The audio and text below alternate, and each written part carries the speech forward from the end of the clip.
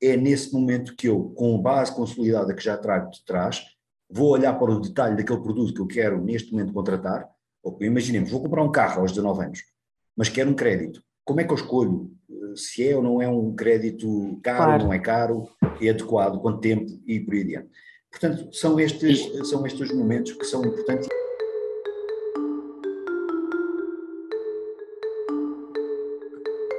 Olá a todos e bem-vindos ao DECPOD. Hoje temos connosco Vinay Prangiban, que é um especialista em defesa do consumidor na área dos serviços financeiros. É também guarda-redes de futsal, o que é uma paixão, pelo que podemos dizer que a defesa, seja de balizas ou princípios, é sem dúvida a sua vocação. Está connosco para nos falar sobre as oportunidades de investimento para todos nós, consumidores. Este é um tema muito importante, principalmente no momento particular em que vivemos. E a verdade é que, apesar da crise a que assistimos, cada vez mais há um interesse numa poupança. Poupança é essa que pode traduzir-se no recurso ao mercado de investimento por sua livre conta e risco. Olá, Vinay, bem-vindo ao DECPOD. Olá, Mariana. Olá, Vinay, bem-vindo. E olha, vou começar por a pergunta que eu acho que toda a gente quer ouvir a tua resposta, que é o que é que deve saber, o que é que deve estar atento o consumidor quando motivado para investir nos mercados financeiros por sua conta e risco? Olha, como dizia a Mariana, e muito bem, a motivação pelo investimento, pelo interesse no investimento, pode ser o resultado, e nos tempos mais recentes aconteceu exatamente isso, por um aumento exógeno da poupança ou da capacidade de poupança. Muitas pessoas conseguiram reter os seus trabalhos, as suas fontes de rendimento, e por via da alteração dos padrões de consumo, verificaram que houve ali um aumento de liquidez. Por outro lado, há pessoas que estão a entrar agora no mercado de trabalho, tiveram mudanças nos seus contratos e que levou também a um aumento de rendimentos. Mas claramente nos últimos 2 anos houve uma redução do consumo, na maioria dos casos, vamos pôr assim, transversal, e que levou a este aumento de rendimento disponível. Nem tudo foi mal, portanto, não é? Nem tudo foi mal. Naturalmente estamos a falar de alguns casos, não podemos nunca esquecer que houve muita gente impactada pelo lado negativo, e não estamos aqui a negligenciar esse facto. Mas estamos aqui a falar das pessoas que de facto têm, como a pergunta diz, alguma curiosidade, alguma vontade e alguma motivação para entrar no mercado de investimentos.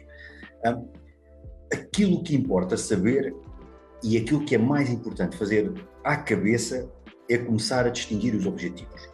Distinguir objetivos e horizontes temporais. Aqui estamos a falar daquilo que se chama finanças pessoais ou personal finance. Temos de saber gerir o que é que queremos e para quando é que queremos.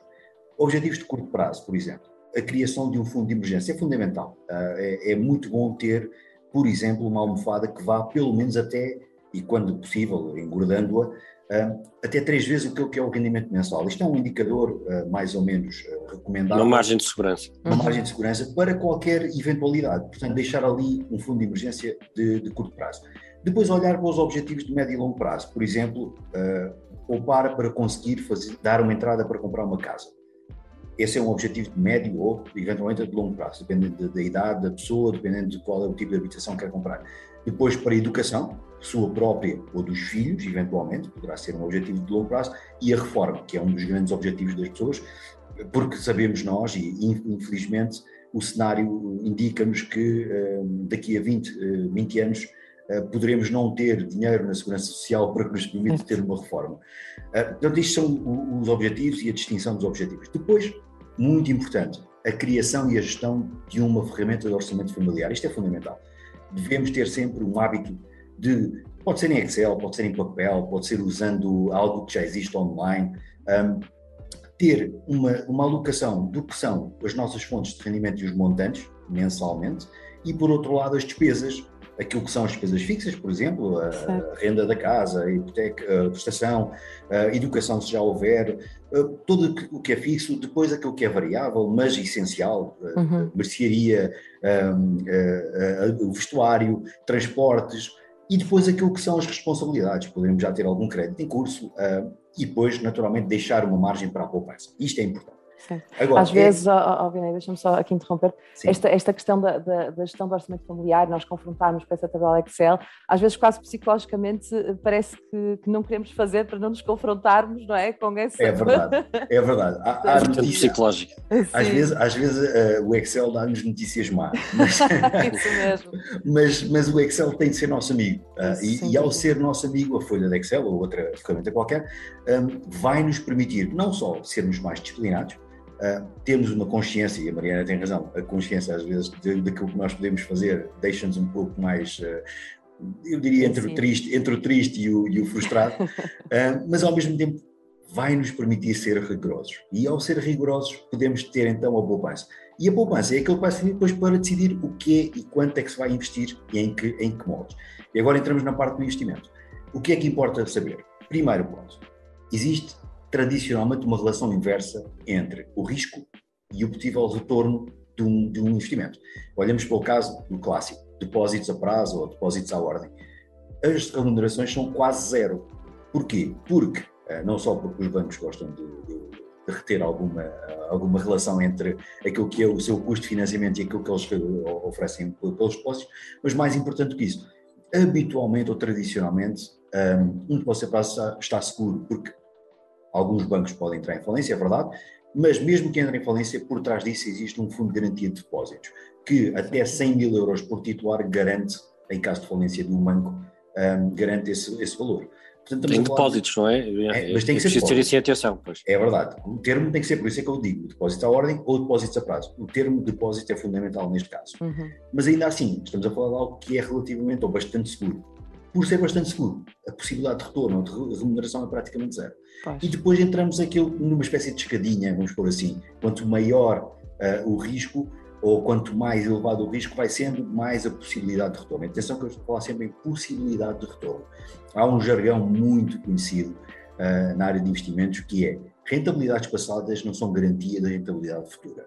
E isto é fundamental. E esta frase tem que estar na nossa cabeça, porque, por exemplo, olhando para fundos de investimento, aquilo que aconteceu no passado é uma informação que está disponível, mas foi um reflexo do contexto, do mercado, daquele ativo naquele momento passado. Não quer dizer que o futuro, porque lá está, ninguém sabe prever o que vai ser o contexto daqui a 1 ano, daqui a 2 anos, daqui a 5 anos. Ainda assim, ou seja, é um indicador, não é uma certeza, não é? É um indicador. E aquele produto pode ter variáveis, não é? Pode ter variáveis de acordo com o contexto em que ele se insere, até pode ser o mesmo, não é? Mas se tiver um contexto diferente, económico, até social, não é? Quer dizer, em que se insere, isso pode ter reflexo direto. E vamos olhar para o que aconteceu há 2 anos. Ninguém antevia uma pandemia. Sim. E o impacto que isso teve em vários setores. Por exemplo, um impacto muito negativo no setor das viagens e do turismo. Mas um impacto em termos de remuneração de ações, por exemplo, vamos pôr assim, o setor farmacêutico foi extraordinário. Certo. Portanto, aqui os impactos são imprevisíveis. Portanto, essa relação inversa é fundamental ter. Depois, é importante também referir, ter o dinheiro, eu falei nos depósitos, queria também dar o exemplo de porque é que os depósitos são importantes, interessantes, mas também têm o lado negativo. Ter dinheiro parado em depósitos, ter muito dinheiro parado nos depósitos, significa perder dinheiro. Por via da inflação, do efeito de inflação. Porque se o depósito remunera uma taxa praticamente zero, e a inflação hoje está na casa dos 2%, no final do ano, o valor real daquele montante que está no depósito a prazo é menor do que estava no início do ano. Portanto,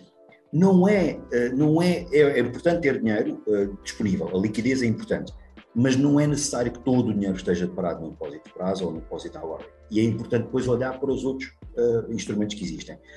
Desde os mais relativamente seguros, como por exemplo obrigações, sejam do Estado, sejam de empresas, depois certificados do Tesouro, do Forro, por parte do Estado português, e depois olhando em produtos um pouco mais arriscados. Vamos aí depois estratificando, podem ser fundos de investimento, ETFs, que é uma espécie de fundo, que é uma gestão muito passiva, mas que ainda assim estão a ter uma grande aceitação por parte do público europeu e português também, e que estão cada vez mais a ser dinamizados, e depois entrando, claro, investimentos mais diretos em ações e até alguns outros produtos mais complexos.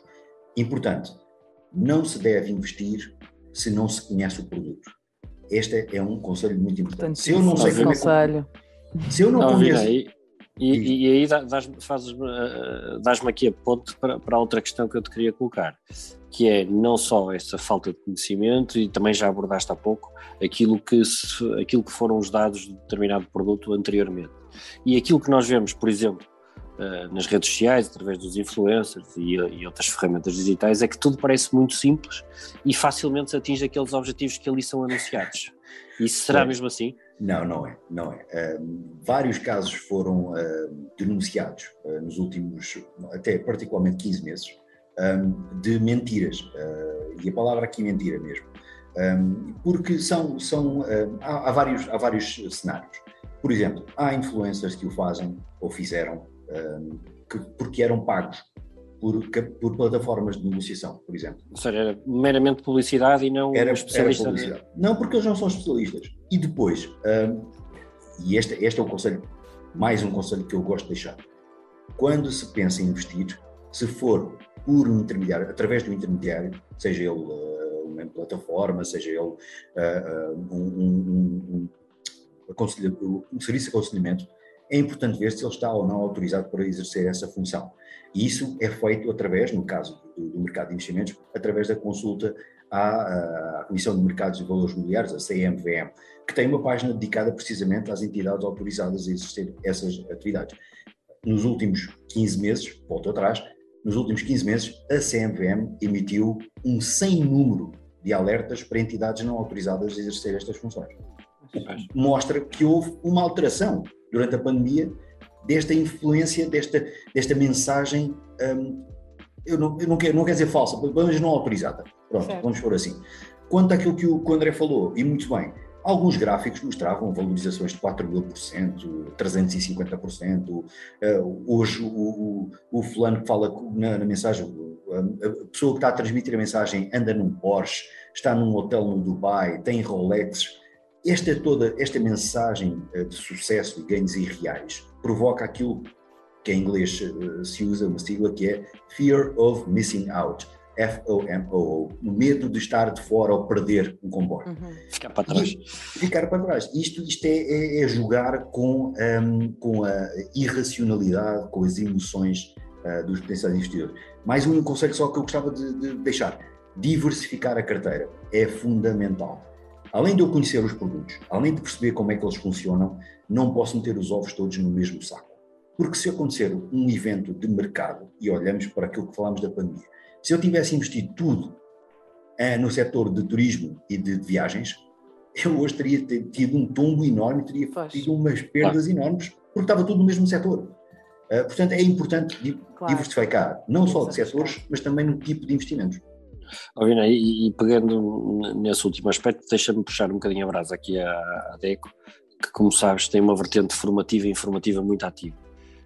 E, portanto, para além dos conselhos que tu aqui já deixaste, julgo que posso entender, mas queria saber a tua opinião, que para atingir os resultados que referiste, é fundamental aumentar o nível de literacia financeira dos consumidores. Claramente. O que é que achas que falta fazer neste domínio? É importante dizer o que é que já há. E isto é muito importante dizer. Já há projetos em curso de literacia financeira, não só em Portugal, mas vamos olhar para o mercado português. Temos em casa, vamos por assim, o DECO Forma, é um projeto muito forte, que temos estado a trabalhar com autarquias, com escolas, no nosso próprio site, e é muito importante saber que temos feito este trabalho, o que não quer dizer que o trabalho já esteja todo feito. Mas temos sempre qualquer coisa.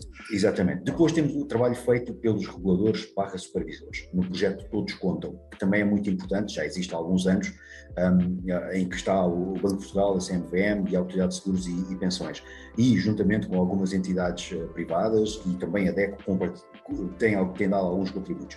E depois há outros projetos. A CMVM vai lançar um projeto nos próximos tempos autónomo, seu próprio, sobre literacia financeira, porque determinou e identificou que havia necessidade de aumentar os conhecimentos na área dos investimentos. Portanto, nós o que estamos a falar hoje é extremamente atempado, porque estamos a acompanhar uma tendência de mercado.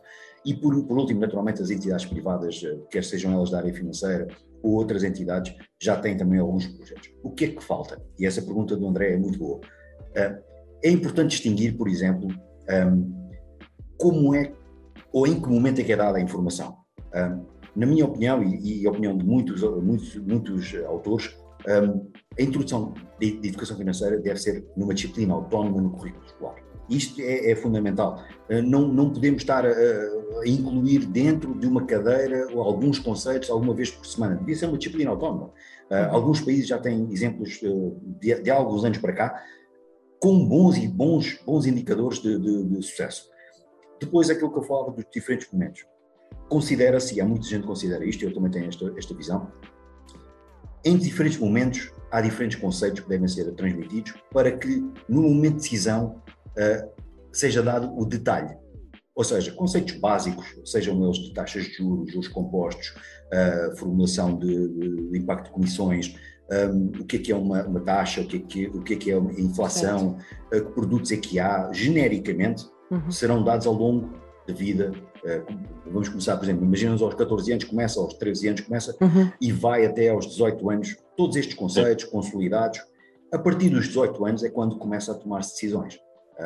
E essas decisões e determinados produtos começam a entrar nesse tempo. É nessa altura que mais detalhes sobre o que é que são ações, o que é que são fundos de investimento, como é que funciona o mercado dos ETFs, e depois olhando para outros produtos financeiros como é que funciona o crédito de habitação, o crédito pessoal, o risco do cartão de crédito, como é que tudo isso deve ser dado no momento em que vai-se tomar uma decisão, para que, na minha opinião e na opinião de vários autores, é nesse momento que eu, com a base consolidada que já trago de trás, vou olhar para o detalhe daquele produto que eu quero neste momento contratar. Imaginemos, vou comprar um carro aos 19 anos, mas quero um crédito. Como é que eu escolho se é ou não é um crédito caro, não é caro, é adequado, quanto tempo e por aí adiante? Portanto, são estes momentos que são importantes. Integrarias completamente esta disciplina num plano curricular ao longo da vida do aluno, não é? Sim, sem dúvida seria fundamental. Não quero precisar uma idade certa para começar, mas claramente deveria ser, na minha opinião, uma cadeira autónoma.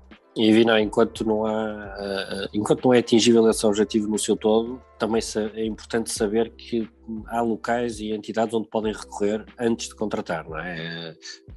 Jogar na prevenção, digamos assim. Sim, há fontes de informação que são essenciais.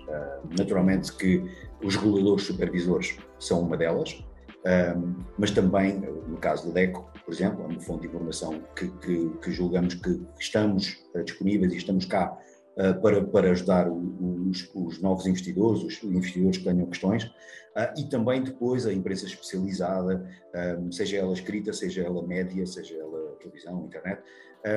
No entanto, não deve falhar quando se vai recorrer à informação, por exemplo, em canais digitais, não esquecer de verificar se é uma fonte fidedigna ou não. Isso faz-se através de alguma pesquisa, de quais os autores, quem é que está por trás do site e por aí adiante. Ou seja, a oportunidade está aí, mas temos que saber utilizá-la a oportunidade está aí, mas o risco está sempre ao lado da oportunidade. Claro que sim. Mariana, e por falar em desafios...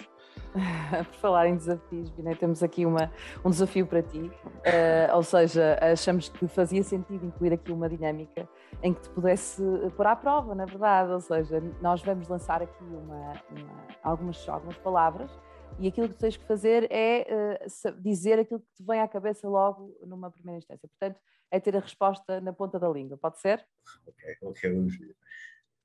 Vamos a isso. Estava mesmo na ponta da língua. Então, bitcoins. Insegurança. Okay. Certificados de aforro. Fraca remuneração. Balcões de instituições financeiras. Ui, caros. E por último, não podia deixar de ser, como é óbvio, DECO. Apoio. Rede de apoio e segurança, sem dúvida. Muito bem, prova superada, diria eu. E Vinay, não te podemos deixar ir embora sem que respondas àquela que é a pergunta transversal a todos os nossos convidados. E então gostaria que partilhasses connosco o que é que a DECO pode fazer para melhor proteger o consumidor investidor. Aquilo que a DECO já faz, ouvir e acolher a reclamação, uma relação próxima com os reguladores supervisores, nós já temos uma relação muito boa com estes, e fazemos aquilo que é a representação internacional, e nacional e internacional com várias entidades, o que nos permite acompanhar os desenvolvimentos do mercado. Aquilo que a DECO pode fazer, aproximar-se ainda mais dos investidores e dos consumidores em geral. Para quê? Para os conhecer, para ouvir, perceber quais são os problemas e quais são as necessidades. Neste caso, necessidades passam por necessidades de conhecimento, da informação e da literacia, por exemplo, com os conceitos básicos, até esses que sejam necessários. Vinay, muito obrigado. Foi um gosto termos esta conversa. Para mim muito útil, acredito para quem nos está a ouvir também. E, portanto, um até já e até uma próxima oportunidade. Muito obrigado. Até já, então. Até já.